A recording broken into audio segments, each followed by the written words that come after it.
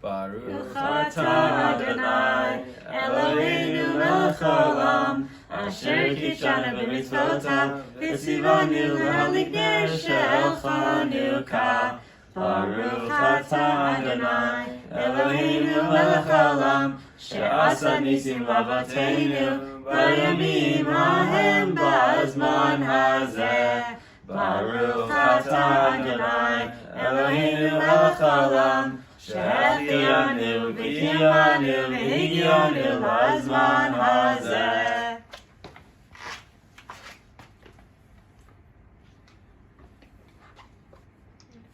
No, Fernand, why do you want to stay with this? Shabbat Shalom, and welcome to 5 Minutes of Torah with the Beth Israel Rabbi. We are about to start Shabbat Maketz, which also coincides with the Shabbat in the middle of Hanukkah. It is really a pleasure to be able to celebrate this particular Shabbat of Hanukkah in Bangkok, Thailand, with my entire family.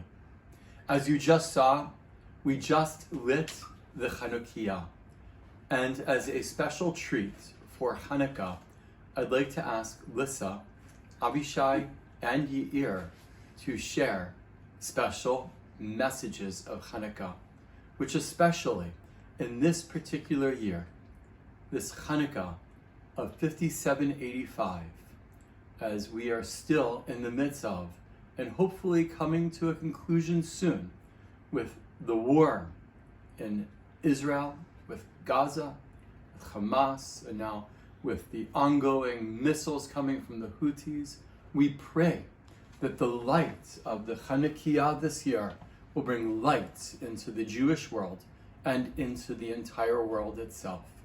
Shabbat Shalom and Happy Hanukkah. One of the central themes of Hanukkah is miracles. It is so important to what the holiday is all about. As my father mentioned, there is so much that we can hopefully look forward to coming up soon. We feel like we are so close to so many great things and can conclude what's been quite a difficult time for our people. And it is my great hope that next Hanukkah, we will not only be celebrating the miracles from thousands of years ago, but also the miracles that have happened much more recently.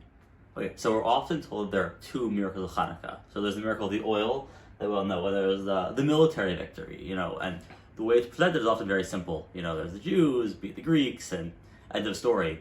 But as I looked more into Jewish history, it's actually a very interesting story. There are ups and downs, and the Jews defeated the Greeks, and the Greeks defeated the Jews. There are all different battles and so on and so forth. And actually, at one point, the Jews had an alliance with the Roman Empire, who was later seen as one of the big bads of Jewish history, to help defeat the Seleucid Greeks. So I think what this shows us is that, on a surface level, really think we understand things that make sense. But if you really try to understand the story of Hanukkah, you can see that you can always go a deeper level, and you can always have a deeper meaning of what the miracles really mean.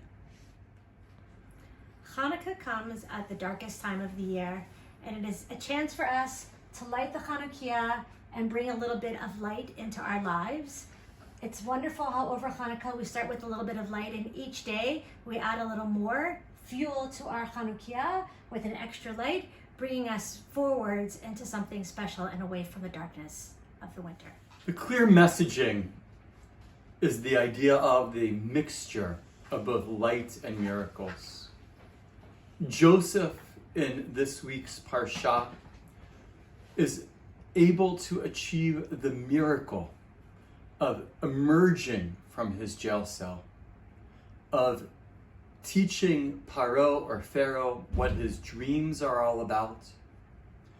That miracle then continues to when we as the Jewish people are able to free ourselves from the Seleucid Empire, eventually from the Romans, and in 1948 to establish the modern nation of Israel. Today we pray that the miracles to which we have referred in this day will be the miracle of shalom and shlemut, of peace and wholeness. Shabbat shalom and happy Hanukkah.